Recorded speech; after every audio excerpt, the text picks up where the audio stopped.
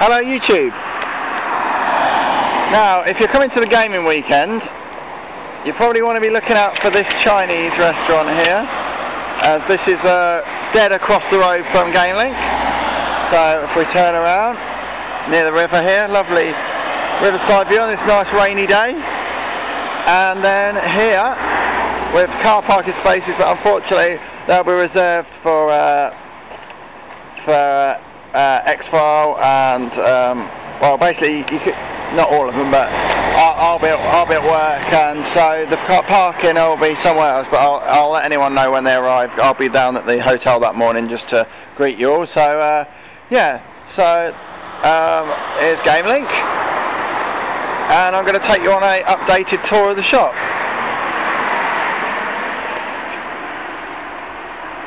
Here we go.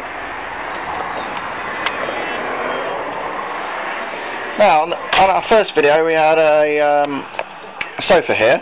Now we have 3 arcade machines. One of these is going to be moved soon for a new one, because these all have the same the same game board in, which is a 60-in-1. Here's Chaz playing DK, and is he going to do it? Yes, up to the top. Natch. What can I say? So now we've got this area here. The sofa's in the middle of the room. It means that it sort of separates the room a little, and people can sit down and watch people on the machines, and them games won't be there forever. Just a recent addition. And here's Charlie. Hello, Charlie. With his hot dog, with his foot-long sausage. Foot-long hero. Right, so we come over here, and this used to be the SNES and N64 section, but because we've had so much SNES stuff, is now just the SNES section. Here is a picture of me with Bret the Hitman Hart, and a signed Sarah Jane Adventures picture to GameLink, so I thought I had to put that up in the shop.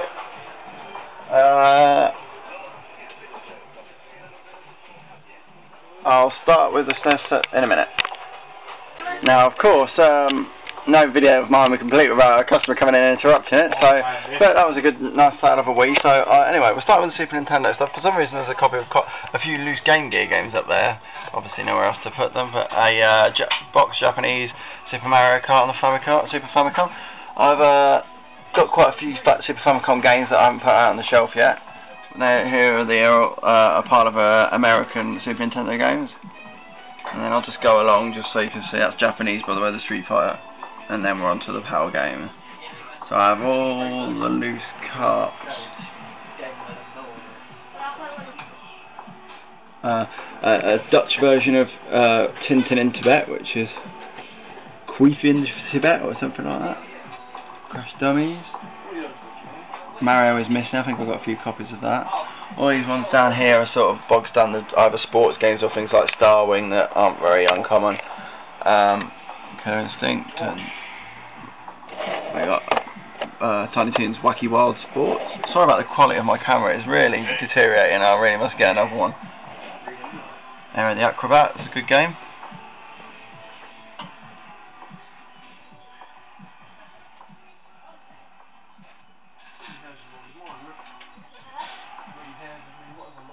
My favourite sports game, Sensi. Great Shooter UN Squadron. Same over here as, again, bog standard titles. Let's just take one off at random. Stunt Race FX. Tom and Jerry, which I picked up the other day, which I hadn't seen on SNES before. That one. Another World. It looks very different on the SNES to the Mega Drive, as in the cartridge label. Dungeon Master.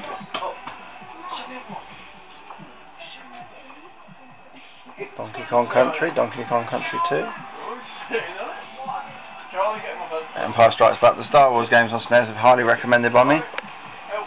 Micro Machines, Yoshi, Zelda, Wayne's World, Kirby's Fun Pack, Brutal, Great Shooter Axlay, and Street Fighter. So that's all the cartridges. Then we go down to the boxed stuff.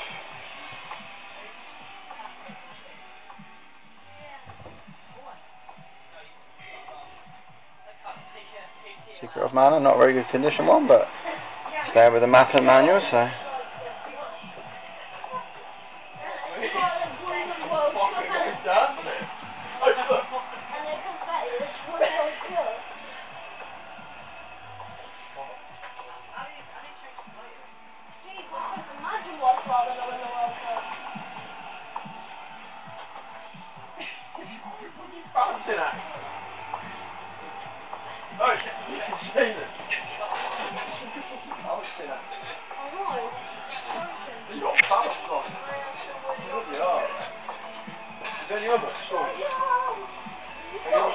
And then down to the consoles at the bottom. We've got the huge action pack box, which has got the scope and the gaming house, and then we've got spare scope in front. But yeah, the huge action packs. I've not seen many of them about.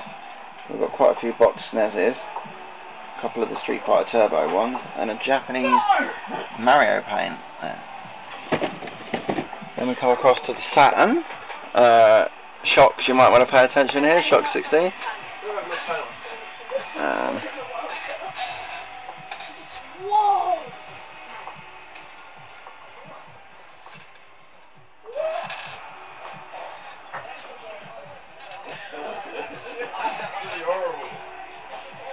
This is somehow I'm quite short, as Shock's brought me out of all the main games on this console, but I'm hoping to get some more in before June. Well, not before June, but maybe before June the 11th and 12th, should I say. Then down to Dreamcast.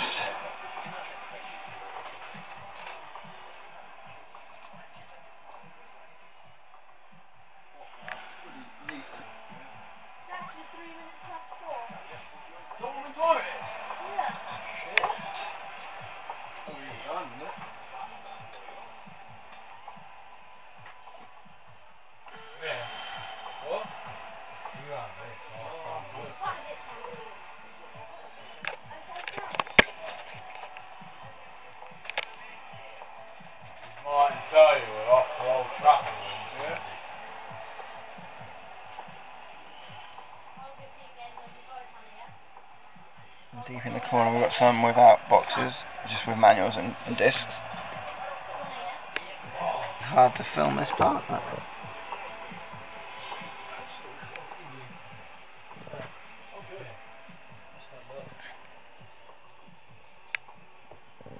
Okay, and now the behemoth of the section, which I'll try and get from further back in the shop, is the Sega Mega Drive section. Now, there's no duplicates on this shelf. Every single one of them is a unique game, different from the rest. So we usually put the best titles at the top, although I haven't updated recently, so these aren't all the best titles, but we've got a couple of 32X games there.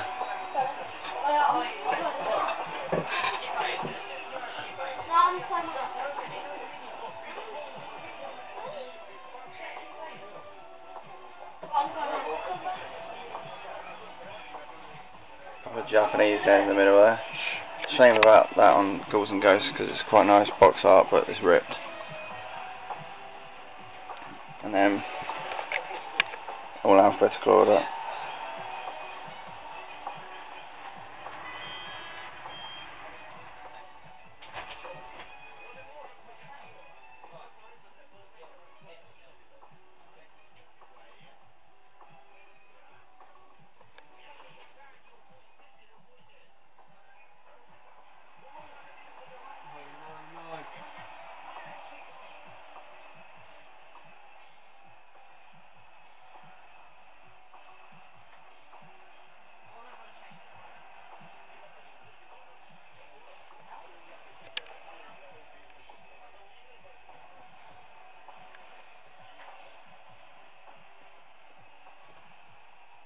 I've got many sports games on there, things like Sampras and Brian Lara. Basically the Codemasters ones I'm fine with, you know, games that are a bit different, but I do not like the EA games being on my shelf, the EA sports games.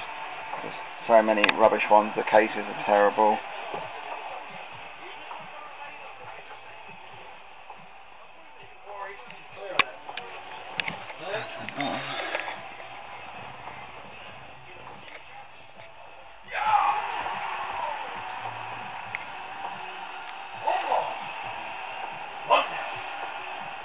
I've got got two versions of World of Illusion on there just because one's the paper bag version.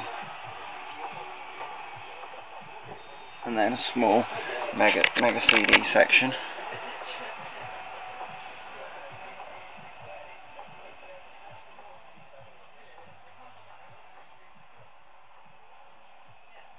And then at the bottom some nice some loose carts and some peripherals, Action Replay, a few different types of box pad, and for the Saturn, the Knights with the 3D controller. On to Master System for Retro Bob.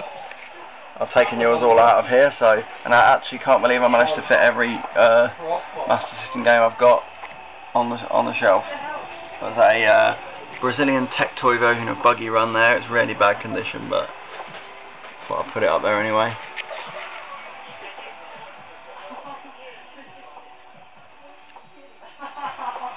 I've got to get a new camera, this is so blurry, sorry about that.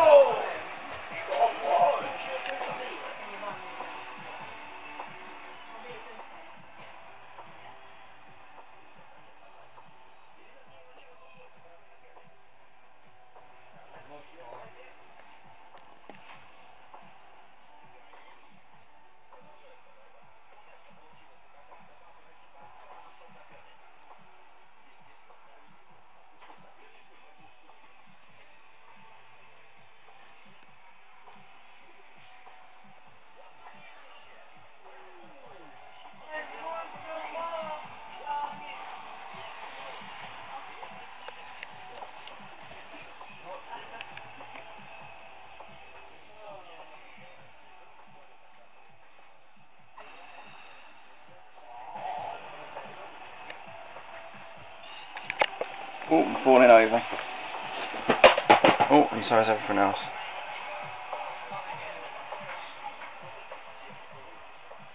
Slapshot. I used to love that sports game as a kid. Quite a rare Terminator 2 arcade game on Master System, quite hard to find.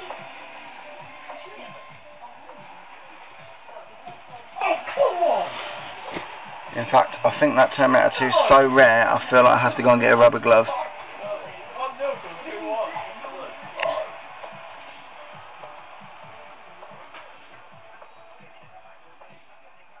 Wonder Boy, all 4 Wonder Boy games there.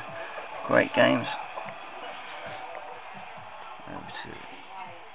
Star Wars at Tux, I accidentally forgot to put it in there, so I couldn't be bothered to change it all around to fit it in.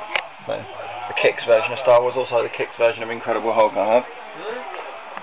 Now I'm not going to go through every PS2 game I've got because that's going to take up a lot of space, but you can see all of these are unique. Again, none of them are doubles, and the sports games are out of there, so you can see I've got quite a stock of PS2. At the bottom I've had to double up because not enough space for them all.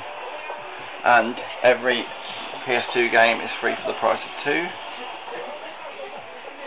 Some consoles on the top there, N64, Beatmania for PS1, and Master System 2. Some nice items on here, a boxed 32X, very good condition, a boxed Mega CD in very good condition with a metal plate and everything. A NES control deck with Super Mario 3. The Super Mario 64 version of the N64, and the Super Mario All-Stars and World version of the SNES. And then a Sonic console. N64 section. It's very popular in the shop, so I'm always having to try and get more in. I've got quite a few more to get out on the shelf of the N64. Probably have about another 50 or 60 by the time it comes to the Armageddon event. But most of these aren't much to write home about, these box ones. Mystical Ninja, but the box isn't very good. N64 stuff sells well. And then I've literally, you can see, got stacks and stacks of cartridges, which I wouldn't have time to go through. Then we have the NES section. A fair few bits of NES stuff, but I used to have more, but I sold something to someone in Australia who then decided to buy about 20 of my box games, so that did clear out a bit of that. But I've still got a reasonable amount. Castlevania, bad box, but really good game. Maniac Mansion's a good game. Dragon's Lair is a very hard game, but if you fancy a challenge, I'd recommend it. And then the cartridges, which you're not going to be able to, they're not going to come out well on film, but But hey, there's got to be some surprises when you come down.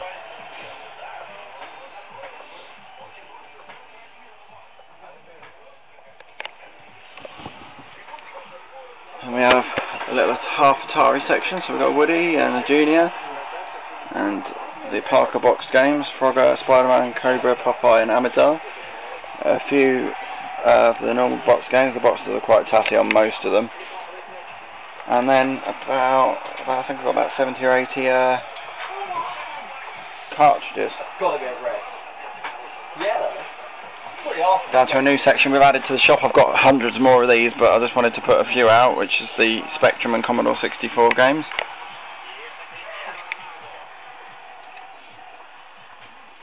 And down to the Amiga games, apart from this one, which is an AES game, which I couldn't fit in the AES section. But Wing Commander and Super Street Fighter. 10 discs I think there is in that Super Street Fighter. So that's the Amiga section. Down here is the Neo Geo AES section. I've got a few duplicates of some of these games. I've got Super C Sidekicks 2, but as you'll see in a minute, people are playing that at the moment. So this is my Xbox section. No one really needs to see it, because I'll take it not many people are going to travel to buy modern games, because obviously you can get them anywhere. But there's a quick scan, and then Blu-rays at the bottom, PSP UMDs under there, and PS3 games. And then in the corner, Wii. I've got a few more Wii games in today, which I've got to put out. I don't know how, because I've got two sections of GameCube now, which are a bit restricted by the guitars that are in this corner at the moment. But got some American ones, Ikaruga, Legend of Zelda: Ocarina of Time. So that's that. Here, again, just like the PS2, but not quite as many as the original Xbox games. Won't show them all because that would take forever.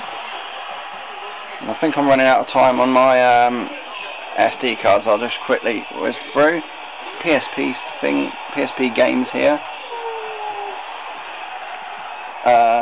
Here's the Legend Killer, Charles Samuel Warboys and Adam Fogler. All the screens aren't on today. I should have had them on when I was filming, really, at least. There's a good game of FIFA going on. What's the score? This is, if you can see by the language, well, it's Polish FIFA, but in Russian language. And there's the case for Polish FIFA, look, instead of Wayne Rooney, some guy I've never heard of. So we'll go across this bottom bit here. There's the PS1 games down here again. I'm running out of time, so I've got to quickly nip through them. And there's more PS1 games all the way down here. On top here we've got a handheld Amidar, which is a rarity. And, well, not a rarity in the way of Ash and Clone, obviously, clearly, but, you know, not many around. Defender. And Scramble card was full on them, SD. So, yeah, a Caveman handheld. And this links, you can take a look at it if you're coming over. It was actually sold as new to who I bought it off, who never actually played it. Obviously there's no evidence of that because it has been the box has been opened, but if you look inside, the manuals are sealed and the Batman game that came with it is still sealed, and the console looks absolutely pristine. It's obviously by far the best links I've ever seen. And then across here obviously we've got our display boxes for various consoles. And sorry, could you move this way a little bit, please? Sorry about the controllers spewing over the DS games, but I'll put that on top. I should have arranged that correctly before and someone's using Lego Star Wars as a coaster. We got 2 shelves of various Game Boy games boxed. Then we got a nice row of different Game Boys. Someone bought the red Game Boy Pocket, hence why there's a space there.